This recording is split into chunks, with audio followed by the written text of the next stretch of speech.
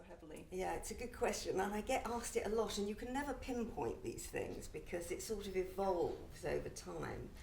But when I was about 7 or 8, we went on a family holiday, and there was a bashed up old piano in the corner of this dining room in the hotel we were staying in, Torquay.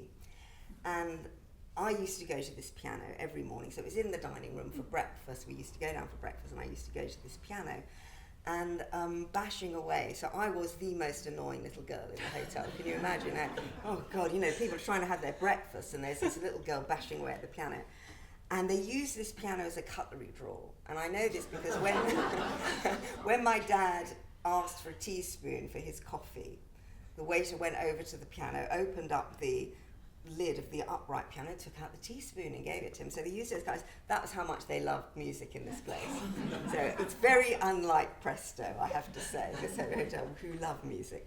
So they didn't have a great passion for music, but when I came home from this holiday, my mum said, we've got to get her a piano, got to get her a piano. She obviously, really wants to play the piano.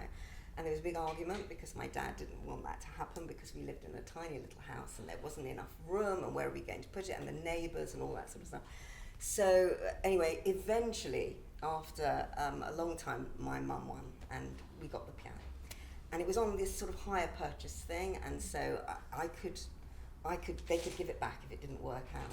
But I so loved playing, and it wasn't just about playing the repertoire and learning little, as I did at school. I started to learn the little Mozart sonatinas and sort of little, and scales and arpeggios and doing all the repertoire. But it was finding out that I could actually think of my own tunes and start finding that music, simple melodies, very, very gentle, simple melodies would work, and I could start thinking about them. And I think that started about 9 or 10. And I would write my own little tunes at the piano, and they were very, very simple and very basic little tunes. But I suppose it was knowing that there was something there that could be developed, and then at school my piano teacher encouraged it.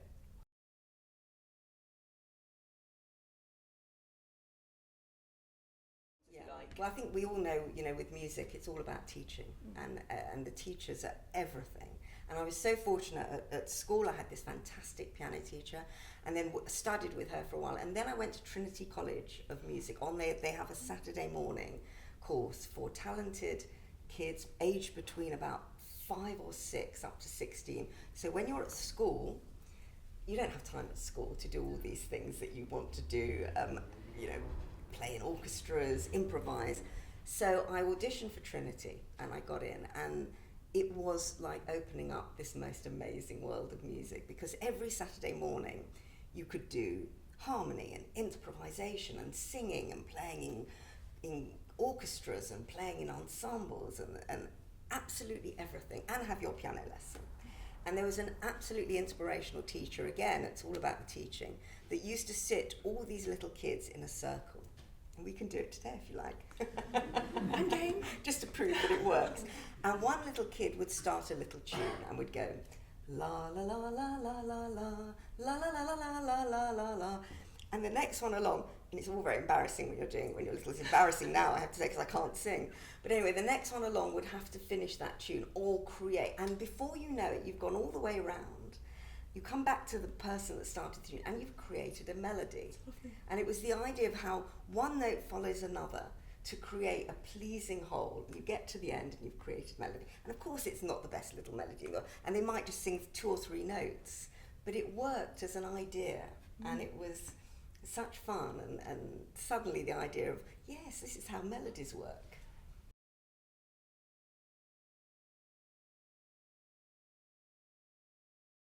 So I got the call from the BBC. It was about 5 years before she died. I'd just been involved with her 90th birthday celebration at Windsor, which was wonderful and exciting and brilliant. And then they said, look, we have to prepare for these things, because like they do at the BBC, you can't leave it until the end. She'd just turned 90, and I suppose they thought, well, that's not a bad time to start thinking about it. She's just turned 90. So in great secrecy, I was asked to write this music for her funeral, which would be played over the 10 days of national mourning on the BBC. And I had to think of how to do that, how to write that music. and pay tribute to this amazing woman when I'd just seen her recently, and she was looking fit and well and healthy. But the commissioners at the BBC were very inspiring, actually, and they say, look, we want to remember her with warmth and affection.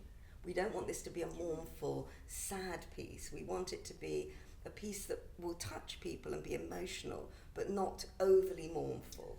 And so I actually wrote it in a major key, not in a minor key, which set the whole thing in motion, and I could write it. Then we recorded it with the BBC Concert Orchestra. We all had to sign non-disclosure agreements. And then on the day when we probably all remember that day when the news headlines were, "We're worried about the Queen's health."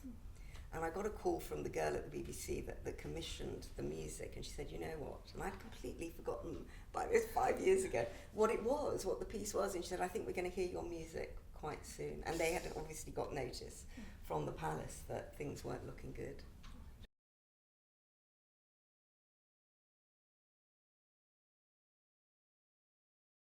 And we are very lucky, you're absolutely right, because the King is incredibly passionate, particularly about classical music.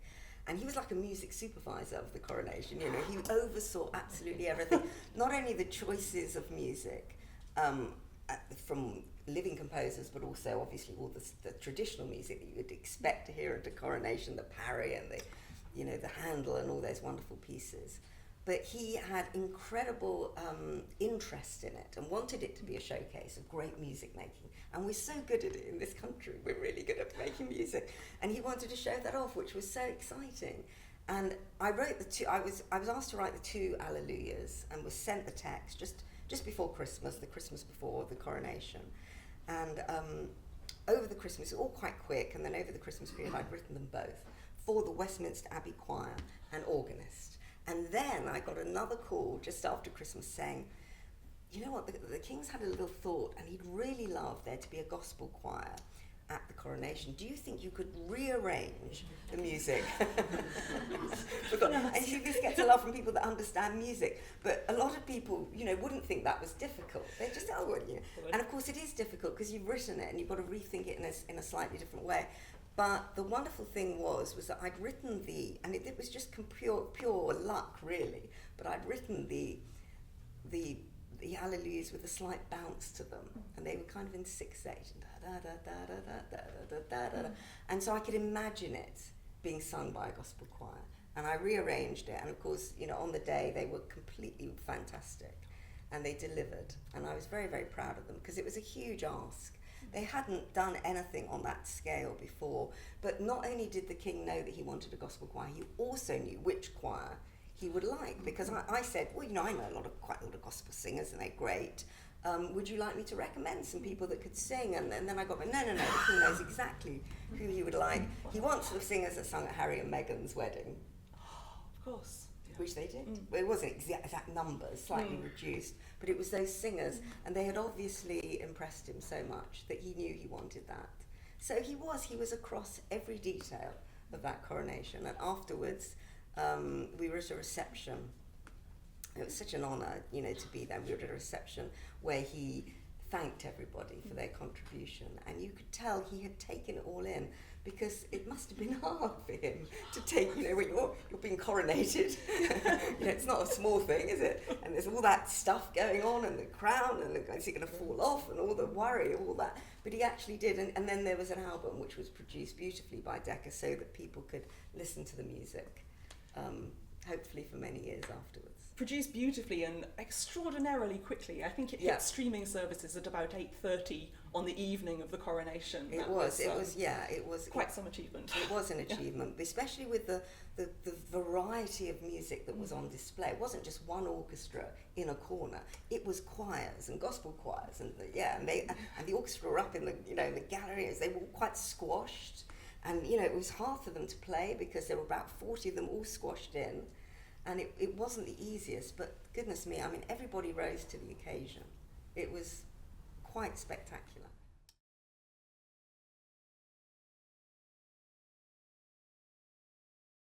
I've known Stephen since Wilde. I wrote the music for the film Wilde, where he played Oscar Wilde. And that was many, many years ago. I can't remember the exact date, it was so long ago.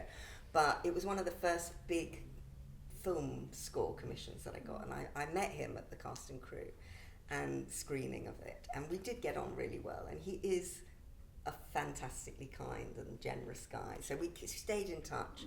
And over the years I've collaborated with him on a few different things. He narrated Wilde stories for me, where I set 2 of Oscar Wilde's fairy stories to music, which he narrated, one of them. And then he I don't know how many of you read Mythos, but he decided he wanted to write a book about the Greek myths and retell them in his own way, which he did very successfully. And there was a book launch of Mythos, and I was invited to the book launch, and I went along, and he just said to me in passing,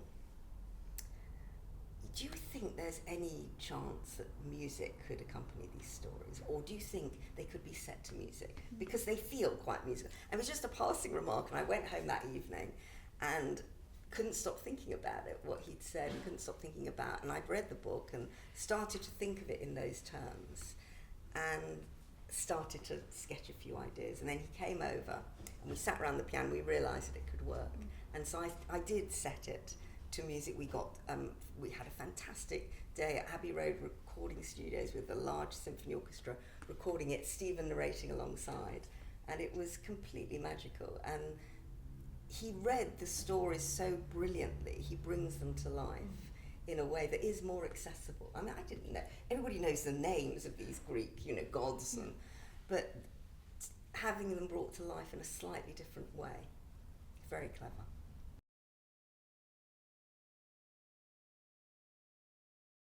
But it's very, as we all know, it's very hard to describe music. We all have our own favourite playlists, and we all know what we love. But why do we love it? And what makes us love it? And what's special about it? What gets to you emotionally? And the thing about music and film and television is that it goes straight to your heart. So whatever's happening on screen, you believe the music. And it's a very obvious example, but if we think of the Psycho scene with Janet Leigh driving along in the car, it's just a woman driving along in the car. Now, if you turn the sound down on that scene, you don't feel tense. It's just a woman driving along in a car. But you put the sound up and you hear Bernard Herrmann's tense, it's extremely agitating, that music. You feel what the music's telling you. And that's how it works. It just, there's no filter. The music goes straight to our heart. Dialogue, we have, we can like it or not like it. Actors we can like or not like. Music we can like or not like. But it's absolutely straight to your heart. And so that's why it's very powerful. And music has great power over images, and directors know this. And that's why they're very keen to make sure they get it right, because it can kill a scene. Yeah. If you get the music wrong, it can absolutely kill a scene dead.